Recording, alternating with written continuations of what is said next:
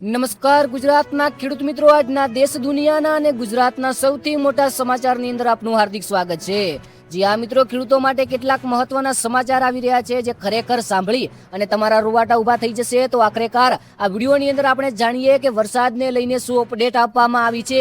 આખરેકાર અંબાલાલ પટેલ અને પરેશ ગોસ્વામી દ્વારા આગાહી કેટલા દિવસની ગુજરાતમાં છે। પછી વાત કરીએ કે પેટ્રોલ ડીઝલને લઈને શું સમાચાર આવ્યા છે। શું ખરેખર પેટ્રોલ અને ડીઝલની અંદર ભાવમાં ઘટાડો થવાનો છે? તો જી આ મિત્રો, સૌથી મોટા સમાચાર સોના ચાંદીના અને ખાસ કરીને એક એવા સમાચાર આવી રહ્યા છે ખેડૂતો માટે જે કિસાન યોજના 2026ના છે। તો બધું જ આપણે ડિટેલમાં જાણી લઈએ। ચેનલને સબસ્ક્રાઇબ કરી અને તમે જે તાલુકા અથવા જિલ્લાના અંદર રહો છો તેનું નામ કોમેન્ટ જરૂર લખજો, જેથી આવનારા વિડીયોની અંદર તમારા તાલુકા જિલ્લાના સૌથી મોટા સમાચાર સૌ પહેલા હું તમને આપી શકું। તો વાત કરવામાં આવે મિત્રો વરસાદને લઈને ગુજરાતમાં મોટા સમાચાર। ગુજરાત રાજ્યની અંદર આગામી 3 થી 4 દિવસ વરસાદની શક્યતા। કયા કયા વિસ્તારોની અંદર વરસાદ પડી શકે છે? તો ગુજરાત રાજ્યના દક્ષિણ, મધ્ય અને સૌરાષ્ટ્રના કેટલાક એવા જિલ્લાઓ છે જે જિલ્લાઓની અંદર હળવાથી મધ્યમ વરસાદની આગાહી કરવામાં આવી છે અને કહેવામાં આવ્યું છે કે જે ખેડૂતો છે તે પોતાના પાકની અંદર પાણી ના ભરાય તે માટે સાવચેત। ત્યારબાદ મિત્રો વાત કરવામાં આવે સૌથી મોટા સમાચાર, તો ખેડૂતો માટે લાભની વાત કરવામાં આવે તો કેટલાક મોટા સમાચાર આવી રહ્યા છે।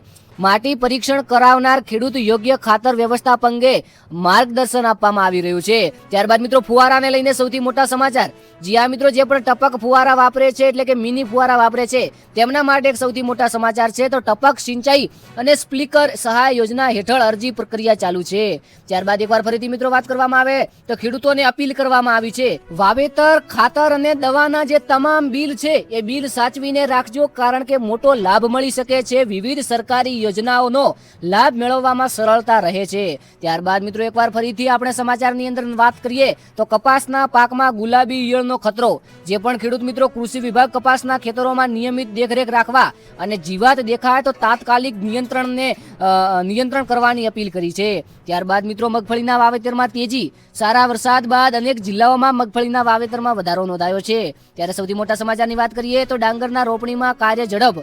જી આ મિત્રો, દક્ષિણ ગુજરાત અને મધ્યમ ગુજરાતમાં ખેડૂતો ડાંગરની રોપણી ઝડપથી પૂર્ણ કરી રહ્યા છે। ત્યારબાદ મિત્રો એકવાર ફરીથી મોટા સમાચારની અંદર વાત કરીએ તો ખાતરની પૂરતી ઉપલબ્ધિ। ડીએપી છે, યુરિયા છે, ખાતરની વાત કરવામાં આવે તો સરકારે ખાતરનો જથ્થો પૂરતો ઉપલબ્ધ હોવાનું જણાવ્યું છે। એટલે કે જે પણ ખેડૂત મિત્રોને ખાતર નથી મળી રહ્યું તેમના માટે ખુશખબર છે, જરૂરિયાત મુજબ સહકારી મંડળીઓમાં ખાતર મળી રહેશે। ત્યારબાદ મિત્રો પીએમ કિસાન યોજનાનો લાભ। આખરેકાર જે પણ ખેડૂત મિત્રો છે તેમને ઈ-કેવાયસી અને જમીન ચકાસણીની પૂર્ણ થઈ ગઈ છે તેમને આગામી હપ્તાનો લાભ મળવાની પ્રક્રિયા ચાલુ છે। તો ખાસ કરીને જે આગળની લાભ મળી રહ્યો છે તેમના માટે સારા સમાચાર।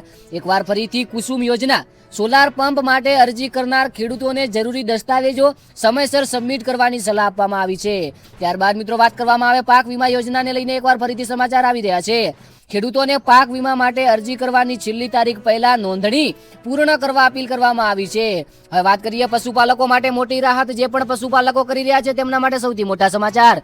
વરસાદી મોસમમાં પશુઓને ચેમ્પિયન રોગોથી બચાવવા રસીકરણ અભિયાન ચાલુ કરવામાં આવ્યું છે। ત્યારબાદ મિત્રો સૌથી મોટા સમાચારની વાત કરીએ તો બજારમાં કપાસના ભાવ સ્થિર। મોટા ભાગની માર્કેટની અંદર કપાસના ભાવ સ્થિર જોવા મળી રહ્યા છે। તો ખેડૂતો માટે ક્યાંક ને ક્યાંક નારાજગી પણ જોવા મળી શકે છે।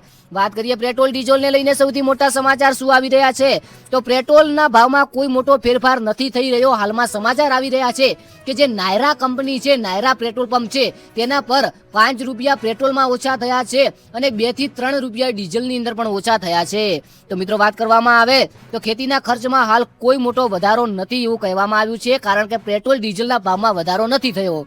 સોના ચાંદીના લઈને સૌથી મોટા સમાચારની વાત કરવામાં આવે તો સોનાના ભાવમાં સામાન્ય વધઘટ જોવા મળી રહી છે। ખરીદી પહેલા સ્થાનિક જ્વેલર્સ પાસે ભાવ ચકાસવાની સલાહ, જેના કારણે આગળ જતા તમને કોઈ પ્રોબ્લેમ ના આવે।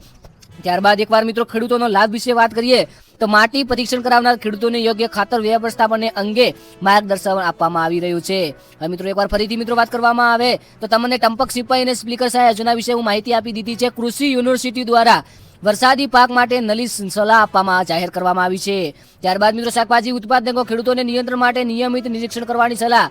કૃષિ વિભાગે વરસાદ પછી ખેતરમાં પાણીનો નિકાલ યોગ્ય રીતે કરવાની સૂચના આપવામાં આવી છે। તો આ હતા ગુજરાતના સૌથી મોટા અને ખાસ કરીને ખેડૂતો માટે તાજા સમાચાર સારા લાગ્યા હોય તો કોમેન્ટની અંદર જરૂરથી જણાવજો। ચેનલને સબસ્ક્રાઇબ કરી નાખજો। ગુજરાતની તમામ નાનામાં મોટામાં મોટા સમાચાર દરરોજ આપણી યુટ્યુબ ચેનલની અંદર જોવા મળશે, તો ખાસ કરીને સબસ્ક્રાઇબ કરજો, લાઈક કરજો। આવનારા વિડીયોની અંદર મળીએ। Thank you.